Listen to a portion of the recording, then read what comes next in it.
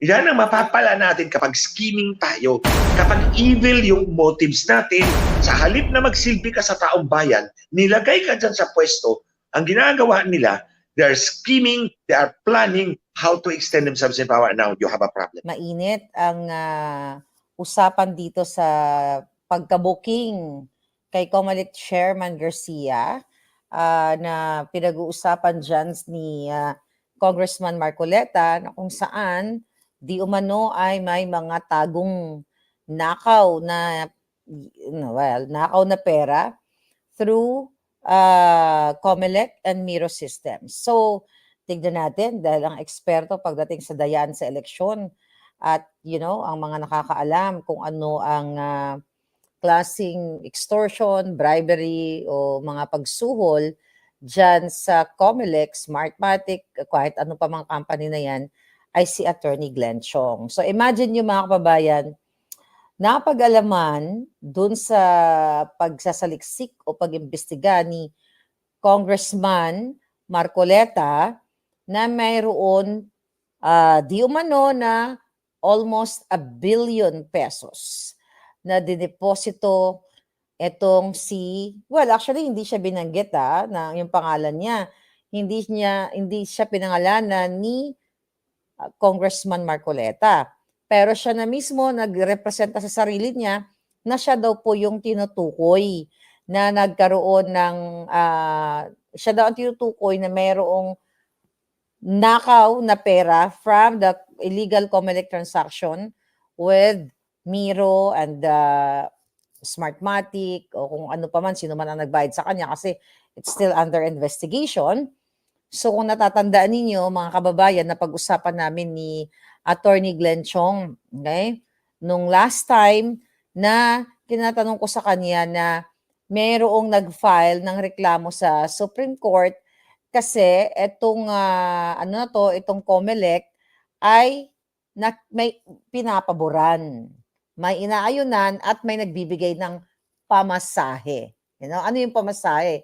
Mayroong tinatanggap na bribe o lagay kung sino yung gusto niyang i-approve, okay, na provider ng electoral machines sa next election. So yan ang pag-uusapan namin ni Attorney Glenn. Imagine niyo kung natatandaan po ninyo, it's like 300 million, okay, ang pamasahe, diba, na hinihingi daw ng mga tiwali sa Comelec. So tingnan natin, pag-usapan natin kung ano nalalaman ni Attorney Glenn Chong dito, fresh na fresh, mula siya sa Isog. Alright, brother Glenn Chong, I would like to greet you a happy birthday.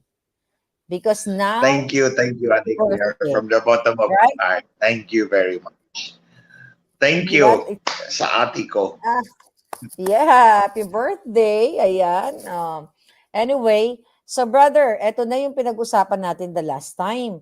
Na ang tanong ko sa iyo na meron na nagreklamo, 'di ba, na nag-file sa Supreme Court. Ano ba ang dito? Ang question ko sa iyo.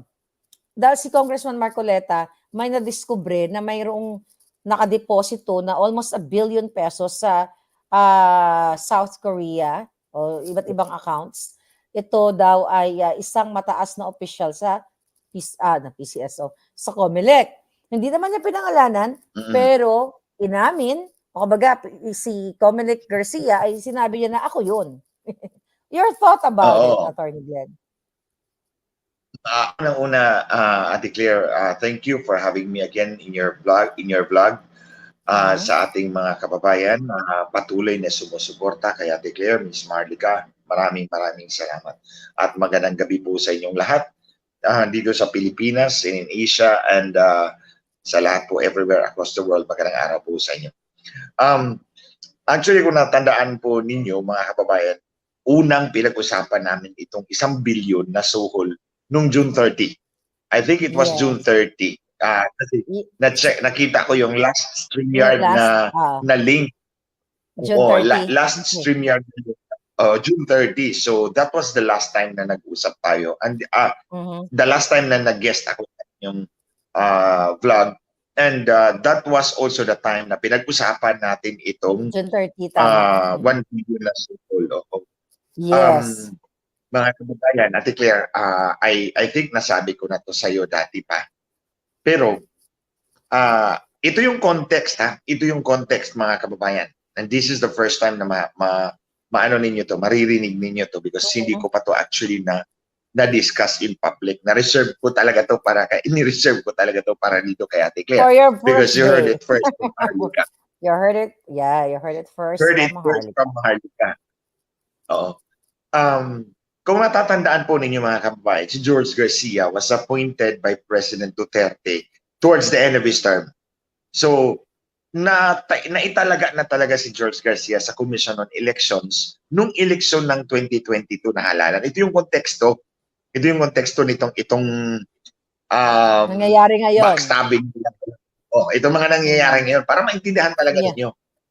Yes. So kung matatandaan niyo, si George Garcia was appointed commissioner of the COMELEC ni President Duterte towards the end of his term. Ito yung I think mga February 2022 na italaga siya. Yes. So because commissioner si George Garcia dito sa elections at that time nung halalan na dinaya ni Lisa Marcos at Bongbong Marcos, ang understanding ko, ang may capacity ng mag-breach ng meeting ni Lisa Marcos na inamin niya sa akin, di ba inamin ni Lisa Marcos sa akin, Marso 2022, na magkakaroon siya ng pagpupulong sa may-ari ng Smartmatic. Kailangan niya ng dalawang technical guys pero hindi pwede ako dahil galit na galit ang Smartmatic sa akin.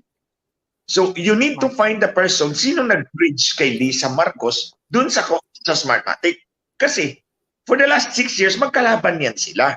Kaya nga, nandun ako sa kampo ni Lisa Marcos eh. Kasi kalaban ni Lisa Marcos si Smartmatic. Smartmatic, diba? Yes. Nagkalaban sila eh. Kasi dinaya nga si Smartmatic. Yes, dinaya nga si Smartmatic, si Bonget. Si Bangag. Yung nagpupulburon. So dinaya, so galit si Lisa Marcos. So siyempre ako kakampi ako nila. Kasi kalaban ko rin si Smartmatic. Ayaw ko yung ginagawa ni Smartmatic na binibenta yung eleksyon natin. Now, the question here is, sinong nag-bridge kay Lisa Marcos at Smartmatic? Ang pinagdududahan ko si George Garcia kasi siya yung nakaupo doon sa COMELEC. And that Smartmatic was dealing with the COMELEC at that time. You see, si George Garcia was an incumbent commissioner of COMELEC. So they deal with Smartmatic kasi Smartmatic ang nagpapatakbo ng eleksyon. So the person who would be able to bridge Lisa Marcos and Smartmatic in that meeting would be George Garcia. And in fact, he was rewarded with appointment as chairman of the COMELEC. Diba? Yeah. So, ni-reward siya. So, these are plausible things to happen. Na, kaya na-rewarded siya ng chairman ng COMELEC dahil nag-bridge niya si Lisa Marcos at ang Smartmatic. Yes, at nagawa nila ang gusto nilang gawin. Namanipula talaga nila ang election system. In other words, crucial yung papel ni George Garcia. So, all is well na sana. Diba, Ate Claire, mga kababayan? Yes. All is well. But it did not end well. Kasi sumulat ako ng affidavit at binuking ko yung voluntary admission ni Lisa Marcos. Ngayon yung nasa Facebook wall ko. Nakapin yung post na yan, yung affidavit ko. So, binuking ko si Lisa Marcos na inamin niya na magkakaroon siya ng meeting ng may-ari ng Smartmatic. Ayun, naratol si George Garcia. Nilaglag niya si Smartmatic. Nilaglag niya si Smartmatic. Dinisqualify, di ba? Dinisqualify. Ngayon, nagalit si Smartmatic. Binalikan nila si George Garcia. Kaya, nung tayo lang dalawang nag-uusap, sabi ko, Ate Claire, gagamitin tayo ni Smartmatic. Kaya yung mga comments ko, tingnan niyo mga kababayan, nung una naming pinag-usapan to ni Ate Claire, June 30, ang direksyon ng aming diskusyon is hindi kami pumapanig doon sa informant.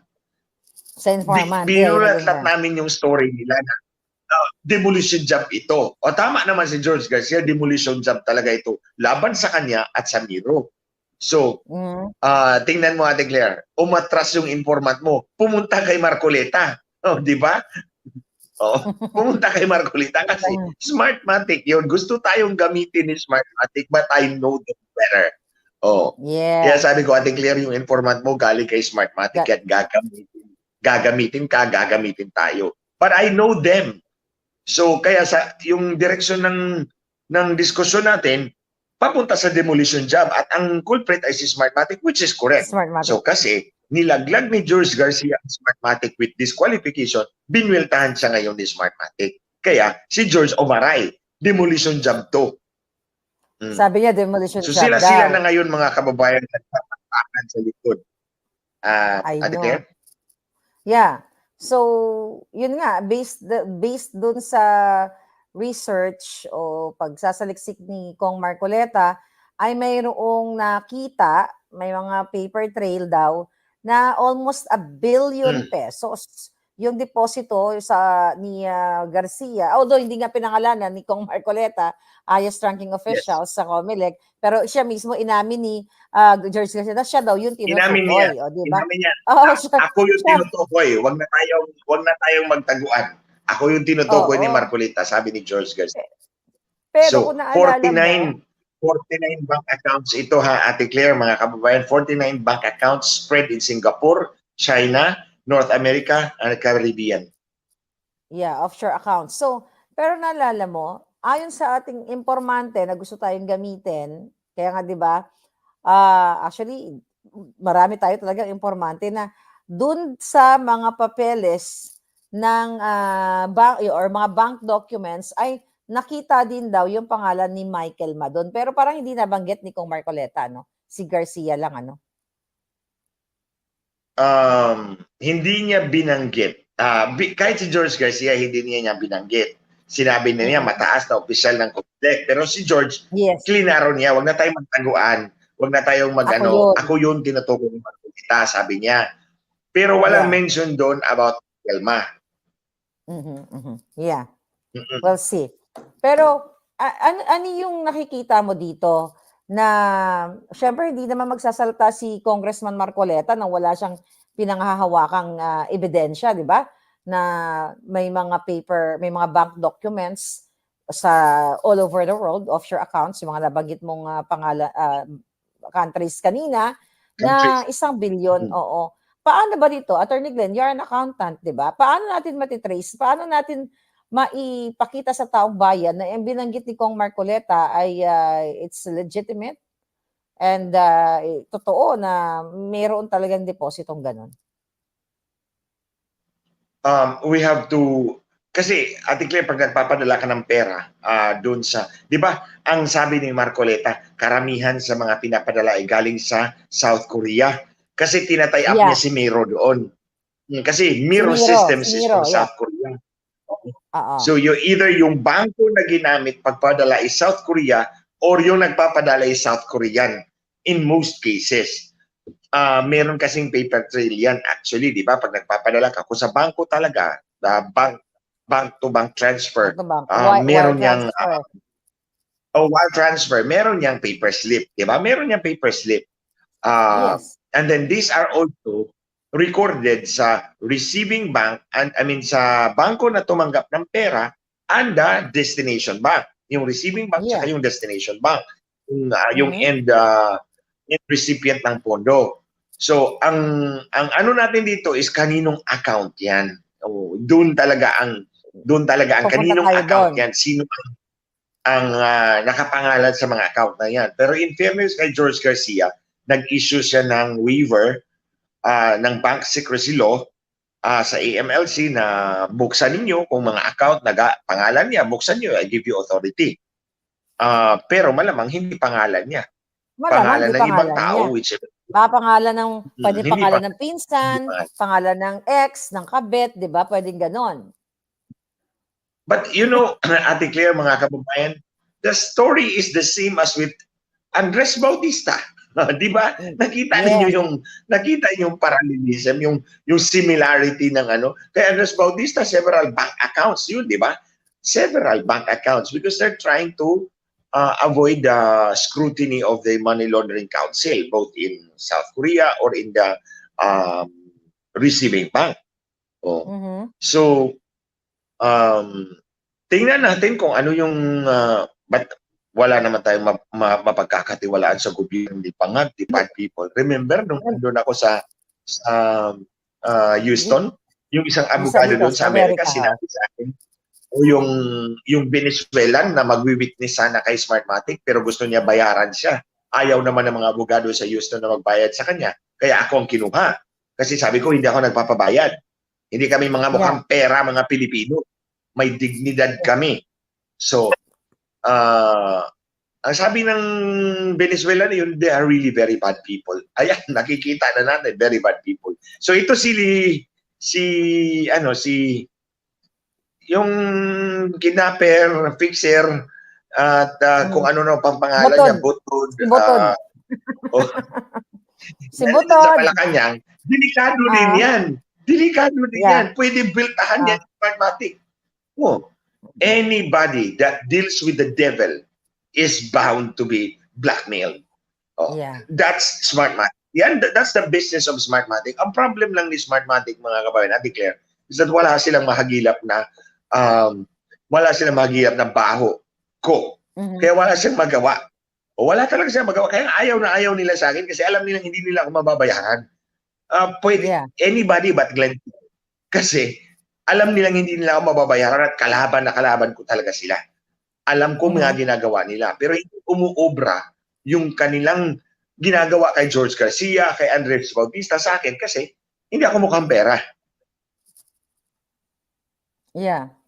So, sa tingin mo, atong si George Garcia, kasi by watching him kanina sa interview niya, parang hindi na siya yung facial expression niya. Dati parang very confident. At maangas. Yes. Pero yung kanina, napansin overly mo? Confident talaga si George. Overly confident. Pero ito ngayon parang iba eh. Parang hindi na siya ganun ka-confident. The way na sumagot siya doon sa mga tanong about dito sa offshore accounts niya. Napansin mo ba yun, brother? Hindi ko nakita yung kanyang latest interview. But I know that pag sumasagot si George Garcia, overly confident talaga siya. He exudes the air of confidence. Alam na alam niya yung mga pinagsasabi niya. Sure siya dun sa position niya. But I declare, mga kababayan, there's another aspect na gusto kong ipaabot sa inyo. This is not only actually a demolition job. Hindi lang to. That's one aspect ng pinag-usapan. Rest back to ni Smartmatic dahil nilaglag sila ni George Garcia. So ngayon, demolition job ito laban kay George Garcia. And ako, mali. Kasi ang sa tingin ni Smartmatic, kayo yung mga kasalanan, binayaran namin kayo for many, many years, di ba? Bayad kayo for many, many years. O tapos ngayon, yung gagawin nyo sa amin, di sisirain namin kayo. Parang ganun ang mindset ni Smartmatic. Criminal talaga yung isip. Palabasin natin na tumanggap siya ng 1 bilyon. The other aspect, mga kababayan, aside from demolition job, it's blackmail. Pina-blackmail nila si George Garcia at ang Miro. And at the end of the day, para bitawan ang Miro at mapunta ang 2025 contracts balik kay Smartmatic. That's hitting 2 birds with 1 stone. They can exact revenge kay George Garcia. At the same time, mabawi nila yung 2025 contracts. That's the most important sa kanila. You see, Smartmatic does not rest. Hindi na sila, kumbaga sa kumpanya, tatanggapin nila na-disqualify tayo, wala na tayo. Pero may pag-asa tayo sa 2028. Kasi yun ang sabi ng Supreme Court. Pero hindi ganun ang pag-iisip ni Smartmatic. They will capture the Filipinos. They will capture our country. They will capture our election system. Kaya yan, aside from the demolition, kasi revenge nila, rest back nila, the other one is capture back the contract ng 2025 elections. Gusto nila bawiin yun kay Miro by force. And this is what we are seeing now. You see the evil of Smartmatic. Ito yung nakikita mo. Personal, they backstab you, ririsbakan kanila. The other one is, they will do anything to capture back the Philippine elections. Yun. Kasi nga, malaki ang kita nila sa dayaan. Malaki ang kita nila sa dayaan. Dito sila nabuhay sa Pilipinas. And that's what you, tayo mga Pilipino should also fight for. Fight against. Hindi lang si Lisa ang national problem. Ito pa. Yes. Well, of course, they are tied together.